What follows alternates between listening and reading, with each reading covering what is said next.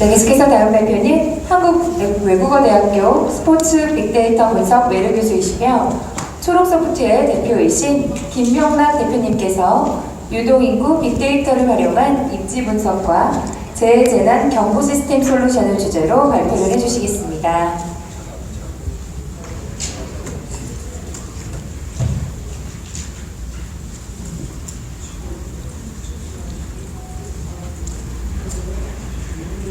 네, 김명란 대표님을 큰 박수로 맞이해 주시기 바랍니다.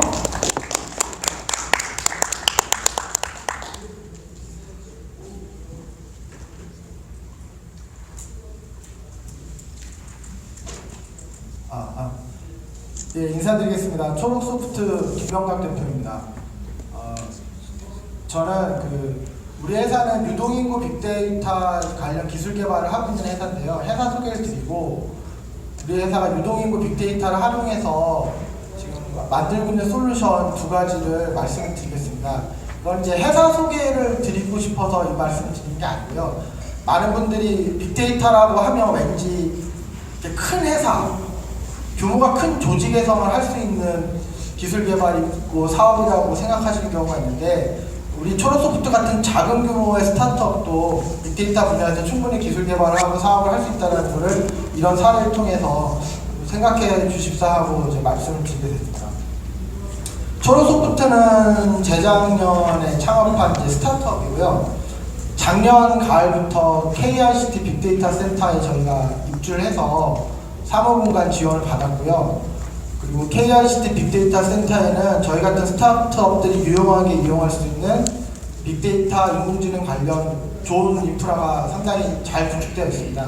그런 인프라들을 저희 회사가 잘 활용해서 뒤에서 말씀드리려고 하는 그런 기술 개발을 잘 했다는 걸 말씀드립니다.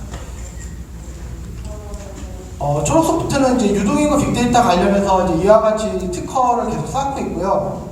우리 회사의 전략은 뭐냐면 이런 특허를 이제 계속해서 축적한 다음에 저희보다 좀 큰 회사들이 지금 당장은 아니지만 앞으로 이런 방식으로 사업을 할 수밖에 없는 시점이 오면 저희가 이제 찾아가는 거죠. 그 회사를. 저희가 이제 특허 몇 개 있다고 그 회사가 그런 방식으로 못하지는 않습니다. 얼마든지 특허는 회피할 수 있으니까요. 그럼 저희가 이제 그 회사한테 우리 회사도 좀 껴주세요. 저희한테 일을 주시든지 뭐 저희를 데리고 가시든지 좀 그렇게 하는 게 목표입니다. 특허에 신경을 좀 많이 쓰고 있고요. 앞에서 말씀드린 이제 특허 간의 이제 어떤 관계는요. 넘어가겠습니다. 저는 초등학교 때부터 컴퓨터 게임을 만들던 프로그래머였고요. 이제 소위 그 당시 IT 키즈라고 부르던 뭐 그런 사람이었고 2000년대 초반에 벤처 창업을 했습니다. 사업을 4년 정도 했었는데 그때는 벤처라는 말 썼고 지금 스타트업이라는 말 썼죠. 근데 그때 사업을 열심히 했었지만 제 능력이 부족해서 회사가 망했고 직장 생활을 10년 동안 LG와 삼성에서 하면서 좀 다시 준비해서 재작년에 두 번째 창업을 하게 된 사례입니다. 저는 이제 대학원 때 어떤 걸 했었냐면 뉴럴 네트워크를 이용해서 핵융합 장치 안에 있는 플라즈마를 제어하는 그런 연구를 카이스트 팀하고 같이 했었어요. 이런 내용으로 전 박사까지는 못했고 이제 석사만 했었는데 그때 제가 이런 작업을 할 때 컴퓨터공학과 친구들이 저한테 뭐라고 얘기했냐면 뉴럴 네트워크로 이걸 하니까 뭔가 되는 것 같아서 되게 신날 텐데 장단컨대 그게 성능이 더 이상 안 올라간다. 그러니까 빨리 다른 길을 알아봐라라고 얘기를 하더라고요. 실제로 2000년대 초반에는 팟캐지에 어떤 아티클을 기고할 때 뉴럴 네트워크라는 단어가 있었으면 자동 리젝트했습니다. 너무 오랜 기간 동안 성능 발전이 없어서 그런 일이 있었거든요. 그래서 이제 똑똑한 컴퓨터공학 친구들은 이걸 다 버리고 다른 돈 되는 걸 했고요. 이걸 물고 늘어진 사람들이 그 당시 저 같은 핵물리학자들입니다. 왜냐하면 다른 방법이 없었기 때문에 아니면 말고 심지어 이걸 했고 마이크로소프트의 비숍이라고 하는 딥러닝 담당 최고 임원도 핵물리학자예요. 그분들이 이거를 10년 이상 파다가 최근에 이제 딥러닝 세상이 되면서 아무튼 제가 이런 걸 했었고요. 그리고 저는 이제 삼성물산에서 이제 영국, 호주, 홍콩 쪽에 이제 도로터널 교량에 들어가는 교통관리 시스템, 요금증 시스템 이런 걸 하다 보니까 이제 뭐 한국도로공사하고 같이 이제 트래픽 처리하고 이런 시스템 많이 좀 다뤄봤고, 이런 나라에서 교통 트래픽을 어떻게 매니지하는지를 좀 많이 봤습니다. 그래서 이 기술을 기반으로 저를 포함한 우리 창업 멤버들이 이런 기술을 다 가지고 있기 때문에 이런 교통 트래픽 기술을 잘 응용하면 유동인구 빅데이터를 다루는 걸 할 수 있겠다, 이런 생각을 하고, 사실은 좀 순서가 잘못된 건데 뭔가 페인 포인트를 풀기 위해서 사업을 해야 되는데, 저희는 솔직하게 말씀드리면 이런 기술이 있으니까 이거 어디다 좋은 데 써보자, 이게 사실 이렇게 하시면 안 됩니다. 근데 그러니까 유동인구 빅데이터 기술이 있으니까 이걸로 뭘 해보자라고 일단 해서부터 만들었는데, 뭘 해야 되나 이것저것 헤매다가, 우리나라에 자영업자 많으시잖아요. 560만 명이나 되시고. 근데 이분들 다 어렵지 않습니까? 이분들한테 좀 도움을 주자. 그래서 이 유동인구 빅데이터를 가지고 이제 뭔가 유용한 정보를 이제 드리려고 한 거죠. 근데 이제 이제 뭘 생각해야만 했냐면, 우리 같은 작은 스타트업은 어떤 거창한 플랫폼을 만들겠다, 이렇게 할 수가 없습니다. 그런 플랫폼을 만들 인력과 돈도 안 되고 시간도 안 되겠죠. 그걸 어떻게 운 좋게 만들었다 쳐도 그걸 어떻게 마케팅합니까? 마케팅할 돈이 뭐 수십억이 드니까. 그래서 저희는 어쩔 수 없이 기존에 있는 플랫폼의 서브 카테고리로 저희가 어떤 유용한 정보를 이렇게 제공하는 그런 포지션을 좀 잡게 됐고요. 그리고 저희한테 기회가 있었던 거는 이제 기존의 사건 정보 시스템이나 이런 거 들어가 보시면은 되게 정보가 복잡하거든요.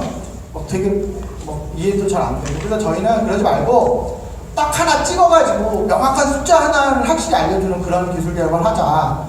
최초의 목표는 이거였습니다. 그러니까 자영업자가 어떤 자리에 어떤 업종에 창업을 하면 당신이 한 달에 얼마를 벌 수 있습니다, 이걸 딱 찍어서 제가 얘기해주는. 근데 이걸 시도를 해봤더니 이게 좀 어려웠어요. 왜 그러냐면 그 자영업자의 비용 구조를 우리가 알 길이 없습니다. 아르바이트생을 쓰는지 안 쓰는지, 뭐 인테리어에 돈을 많이 쓸 건지 안 쓸 건지, 이런 걸 우리가 알 수 없기 때문에, 원가 구조를 알 수 없기 때문에 우리가 수익을 논할 수가 없어요. 그래서 이건 포기하고 그 위에 그럼 예상 매출 정도는 우리가 얘기해 줄 수 있겠지 라고 생각하고 여러 방법을 강구했는데 이것도 안 된다는 결론이 섰습니다. 왜 그러냐면, 예를 들어서 커피를 내가 파는데 스타벅스처럼 한 잔에 5,000원에 팔지 한 잔에 1,000원에 팔지, 그건 그 사람 마음인 거죠. 그 객단가는 그 사업을 하는 사람 마음이기 때문에 저희가 그걸 또 알 수가 없습니다. 그래서 한 단계 더 올라가서 이거는 가능하지 않겠냐. 그러니까 어떤 자리에 어떤 업종의 가게를 열면 하루에 손님이 몇 명 정도 기대할 수 있을 거다라고 딱 찍어서 우리가 얘기해주는 그런 시스템을 만들자. 근데 이제 이게 많은 분들이 쉬울 거라고 생각들도 하십니다. 근데 예를 들어서 이런 거는 쉬울 수 있어요. 그 강남역에 보면 커피 전문점이 228개나 있습니다. 기존 커피 전문점의 하루 평균 손님 수는 익히 알려져 있어요. 그래서 그 평균값도 있죠. 그러면 내가 강남역에 커피숍을 내면 그 평균값 정도의 손님이 들어올 거야, 이렇게 생각해도 뭐 논리적으로 틀린 말은 아니죠. 그런데 저희는 무슨 생각을 했냐면, 그렇게 커피 전문점이 많은 곳에 나도 들어가고 그 평균값이 내 값이다 이렇게 생각하는 거는 큰 의미는 없는 것이 아닌가. 그거 다 알고 있는 거니까.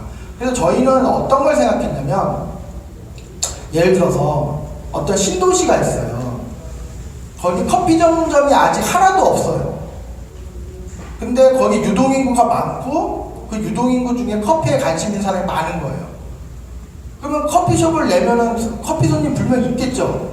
근데 기존 방식은 기존 커피 전문점 자체가 없기 때문에 통계를 못 내줍니다. 그런 데에서 저희가 유동인구 빅데이터를 기반으로 예측을 해주는, 그러니까 남들은 모르는 기회를 찾아주는 이런 거를 해보고 싶었던 겁니다. 그래서 방법을 찾고 막 헤매고 하다가 익히 잘 아시는 요거를 제가 봤죠. 작년에 TV에서 하길래 이걸 봤는데 딥러닝이라는 말을 쓰는 거예요. 그래서 어디서 많이 보던 기술인데, 제가 2000년대 초반에 했던 뉴럴 네트워크하고 똑같은 거였습니다. 그러니까 이름만 바꾼 거죠. 신분 세탁을 한 거죠. 그러니까 뉴럴 네트워크가 하도 이제 사람들한테 버려지다 보니까, 사실 컴퓨터 공학에 이런 일 많습니다. 유비쿼터스가 요즘에 IoT, MTM이라고 그러죠. 유비쿼터스 했던 입장에서 똑같은 말인 거 다 알고 있죠. 그러니까 뭐 크라우드 컴퓨팅도 옛날에 분산 시스템이고 다 똑같은 말이에요. 그러니까 이제 앞에 때 대중한테 안 좋은 인식을 왕창 심어 놓으면 신분 세탁을 하기 위해서 이름을 한번 바꿔줍니다. 하여튼 근데 근데 이제 예전에 뉴럴 네트워크가 왜 딥러닝으로 와서는 성공했는지는 다른 데서 많이 들어보셨을 테니까 그건 제가 이제 반복해서 말씀 안 드리고요. 그래서 그러면은 이걸 가지고 요걸 하면 되겠네라고 제가 생각을 하게 됩니다. 그래서 우리 창업 멤버들하고 같이 열심히 작업을 했고요. 이제 이런 작업을 저희가 했습니다. 그러니까 저희 회사에 다른 회사에는 없는 유동인구 데이터가 있는 건 아닙니다. 아까 말씀해주신 유동인구 관련 공공 데이터 유용한 거 많거든요. 그리고 SK 지오비전 같은데 돈을 조금 지불하면, 조금은 아니죠, 좀 많이죠. 지불하면 핸드폰 그 사용자들의 어떤 경로도 알 수 있고 우리가 활용할 수 있는 데이터 많습니다. 그런 걸 저희가 가져와서 저희 기술은 뭐냐면 그런 데이터를 딥러닝을 하는데 쓸 수 있는 형태로 바꾸는 게 저희 기술입니다. 이거를 잘 조합하고 전처리를 하고 필요 없는 걸 버리고 이 인풋 노드에 넣을 수 있는 형태로 변환하고 이 레시피를 찾는데 많은 시간이 걸려서 좀 찾았어요, 저희가. 그래서 저희가 이쪽으로 특허를 지금 7개 출원을 한 거고요. 그래서 이제 뭐 이런 서비스를 만든 거죠. 저 회사 서비스 소개는 의미가 없으니까 이제 뭐 이런 걸 만들었고요. 그래서 시간 영상 시간상 생략하겠습니다. 이런 결과를 냈습니다. 이거는 올해 봄에 전자부품연구원에서 인증해 주는 내용인데 서울의 주요 5대 상권 동서남북에 하나씩 저렇게 잡았고요. 보통 자영업 창업을 하신다고 하면 7개 업종 중에 하나입니다. 70%가. 그러면 7 곱하기 5에서 35케이스가 나오죠. 실제 손님 수는 기존 상권 정보 시스템, 포스 데이터, 신용카드 데이터 그런 걸로 나온 값이고 이쪽은 뭐냐면 저희가 이걸 모르는 상태에서 유동인구 데이터를 인풋으로 해서 사전에 훈련시켜 놓은 딥러닝 그 뉴럴넷에 그 인풋을 넣어서 나오는 값이에요. 요 두 개를 비교했더니 평균 오차가 3%밖에 안 됩니다. 그 프랜차이즈 매장 개발 담당한테 가서 한번 물어보시면 손님 수를 3% 수준을 맞출 수 있냐라고 물어보면 절대 안 된다는 거 알고 있습니다. 그러니까 저희가 이런 성능을 냈는데 여기서부터 드릴 말씀인데 이거가 성능의 3%가 나오는 게 중요한 게 아니고 상권 분석 분야의 저희 솔루션이 지금 못 들어가고 있습니다. 왜 못 들어가냐면 딥러닝의 치명적인 약점이 이렇게 잘 아시다시피 설명이 안 된다는 거예요. 그러니까 왜 그런 결과를 내는지 설명을 못 해줍니다. 왜 그러냐면 뭐 작게는 수백 개, 많게는 수천 개의 그런 액티베이션 함수들이 다 비선형 함수들이기 때문에 그런 비선형 함수들로 만들어진 수십 개, 수백 개, 수천 개가 섞인 것이 그 논리예요. 그러니까 컴퓨터는 알죠. 근데 인간의 언어는 설명이 안 돼요. 그러니까 앞에 보시면 알파고를 보시면 결국 이긴 걸 알겠는데 제가 왜 지금 이 순간에 저기다가 바둑알을 놓는지 우리 논리로는 해석이 안 됩니다. 그러니까 딥러닝이 그런 문제가 있어요. 그럼 제가 무슨 말씀을 드리고 싶은 거냐면 그러니까 이미지 인식 같은 분야는 설명이 필요 없거든요. 어차피 설명이 안 돼요, 거기는. 이게 왜 개인지 왜 고양인지는 인간도 설명 못합니다. 그냥 개니까 개고 고양이니까 고양이에요. 이렇게 설명을 안 해줘도 되는 분야는 딥러닝이 이미 확 들어가 있습니다. 그런데 상권 정보, 유동인구 정보, 뭐 어떤 회사가 뭐 신용등급이 어떻게 되느냐 이런 것들은 좀 우리 입장에서 납득이 돼야 받아들일 수 있는 영역이에요. 이런 영역은 딥러닝이 들어가기 좀 어렵다는 거죠. 그러니까 이 상권 정보가 아직까지는 설명을 해줘야지만 받아들여지는 영역이에요. 근데 이 부분이 우리 회사한테 기회입니다. 저희는 그렇게 생각합니다. 왜 그러냐면 전 세계에 이미지 인식을 하는 회사는 아마 수백만 개가 될 겁니다.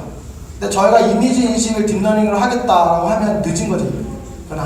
그런데 유동인구 데이터를 딥러닝 하겠다는 회사는 없습니다. 지금 못 찾았어요. 있으면 연락 좀 주세요. 못 찾았어요. 우리나라에도 없고 해외도 없어요. 그래서 특허 출원이 계속 되는 겁니다. 그래서 등록도 되는 거고. 그러니까 왜 안 하냐면은 이런 결과를 내봐야 사람들이 왜 500명인데라고 되물어보면 답변을 못 들어요, 저희는. 근데 기존 방식은 사건 전문가들, 부동산 전문가들 이렇게 얘기하죠. 뭐 거기 역세권이고 뭐 지하철 몇 번 출구 앞이고 뭐 젊은이들 많이 다니고 막 이렇게 좀 납득하게 얘기를 하잖아요. 근데 이건 그거 아닙니다.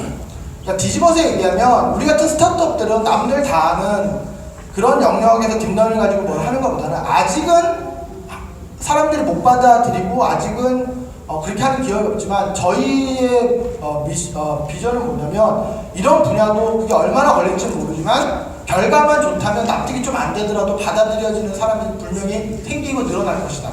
우리는 그때를 위해서 기술을 쌓자. 이게 제 생각입니다.